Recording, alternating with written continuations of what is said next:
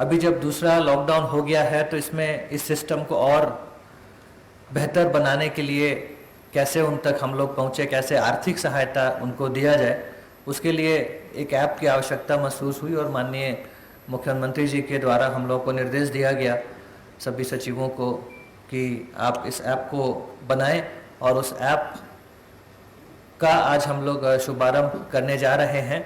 और जैसे ही शुभारंभ होगा हम लोग आज ही ये जितने भी 24,000 जो हमारे फ़ोन कॉल्स हैं उन सभी लोगों को हम लोग SMS के माध्यम से और WhatsApp के माध्यम से इस ऐप के बारे में बताएंगे ताकि अधिक से अधिक लोग इस ऐप का फ़ायदा उठा सकें।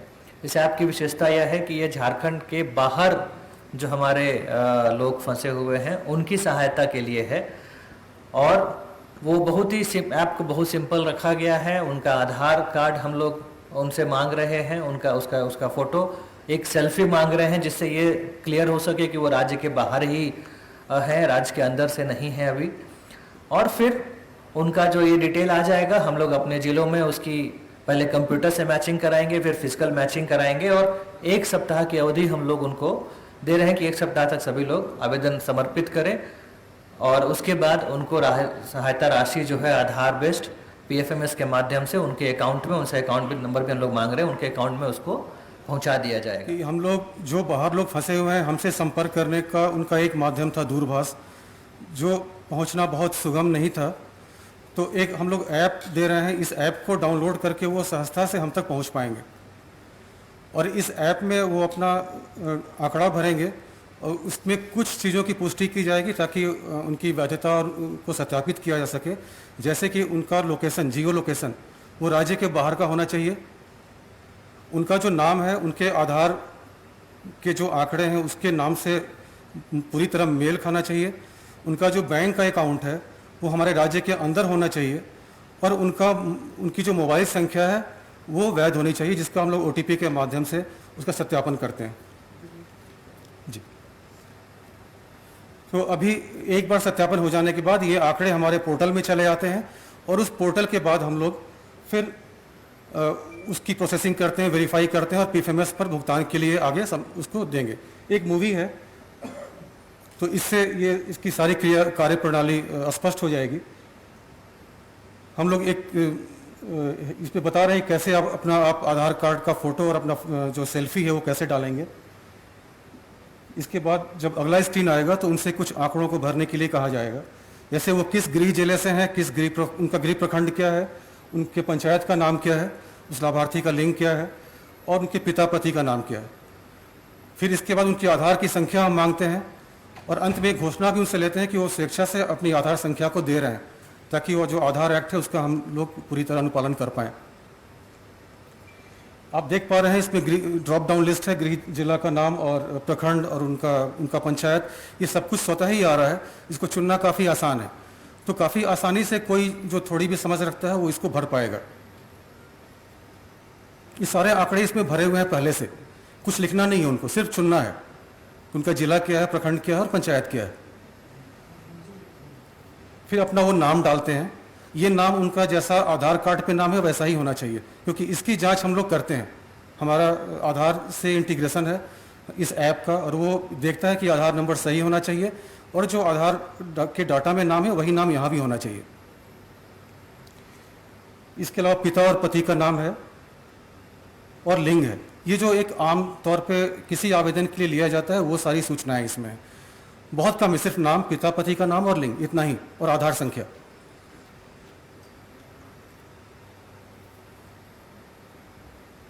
इस मूवी में आप देख पा रहे हैं ये अभी इनकी प्रविष्टि हो रही है।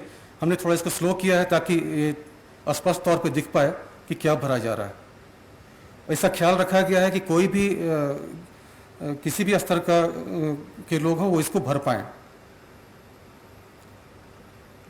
ये आधार संख्या सही आधार संख्या नहीं है, जो गोपनीयता बनाए रखने के लिए एक डमी नंबर है, लेकिन ये आधार को कंप्लाई करता है उसके फॉर्मेट को। अब ये आधार सत्यापन सफल हुआ अर्थात आधार ये डाटा सही है। इसके बाद हम पूछ रहे हैं कि आप किस राज्य में हैं, कहाँ फंसे हुए हैं और उस राज्य के किस जिले में आप फंसे हैं। तो ये भी स्वतः उस लिस्ट में आ रहा है, ड्रॉप डाउन लिस्ट में आ रहा है। ये भी उनको चुनना ही है, और हिंदी में है, चुनने में आसानी होगी उनको।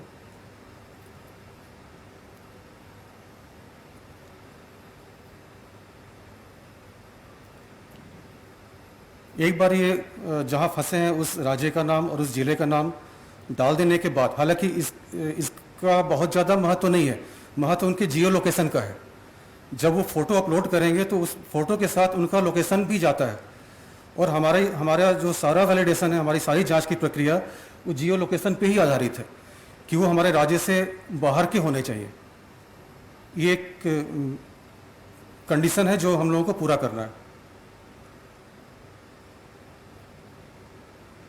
उनके मोबाइल के वेरिफिकेशन के लिए हम OTP भेजते हैं, ताकि वो जो मोबाइल नंबर दे रहे हैं वो सही है। बात की सारी सूचनाएं हम मोबाइल पर ही देंगे। उनकी भुगतान की स्थिति क्या है या किसी वजह से अस्वीकृत हुआ तो वो भी सूचना हम मोबाइल पर देंगे। इसलिए मोबाइल की जांच जरूरी थी, जो OTP के माध्यम से हम लोगों ने की। अब अगला जो स्टेप है, जो लगभग हम अंत की तरफ है, वो आधार कार्ड का फोटो और अपना सेल्फी दोनों इस पे अपलोड करेंगे। ये आधार कार्ड का फोटो और सेल्फी अपलोड करने का उद्देश्य ये है कि वो वही आदमी आवेदन दे रहा है जो जिसका आधार है वो। इसके बाद बैंक का अकाउंट है, और चूंकि बैंक का IFSC कोड भी हमारे पास मास्टर लिस्ट है, तो हम ये जान पाते हैं कि ये जो बैंक का अकाउंट है हमारे ही राज्य का है। तो वो व्यक्ति हमारे राज्य से बाहर है, आधार का नाम सही है, और उनका बैंक का अकाउंट हमारे राज्य में। ये 3 चीज़ें यदि ये 3 अर्हताएँ वो पूरी करते हैं तो फिर वो इस लाभ के, इस सहायता के लिए वो योग्य होंगे। बैंक का खाता दोबारा डलवाते हैं ताकि वो कुछ गलती नहीं हो जाए। और जी ये जब आधार का फोटो और उनका सेल्फी है, जब ये डाटा यहाँ आ जाता है तो फिर हम लोग अपने पोर्टल के माध्यम से संबंधित जिले को भेजेंगे, जो उनके लॉगिन पे प्राप्त होगा, और जिलों में इसका सत्यापन होगा कि वो आधार का फोटो और इस व्यक्ति का फोटो दोनों मैच कर रहा है, मेल खा रहा है, तभी वो आगे भुगतान के लिए योग्य होगा। जैसे आप देख पा रहे हैं, ये भी डमी आधार कार्ड है, लेकिन इसका फोटो लिया गया। इसके बाद हमारे सहयोगी हैं, वो चूंकि फिल्म बना रहे थे, उमेश जी, उन्होंने अपनी ही तस्वीर डाली। ये अभी यहाँ मैच नहीं कर रहा है, आधार का फोटो और ये फोटो मैच नहीं कर रहा है, लेकिन जो असली, जो सही आवेदन होगा उसमें इन दोनों को मैच करना होगा, तभी वो आगे भुगतान के लिए वो योग्य होगा।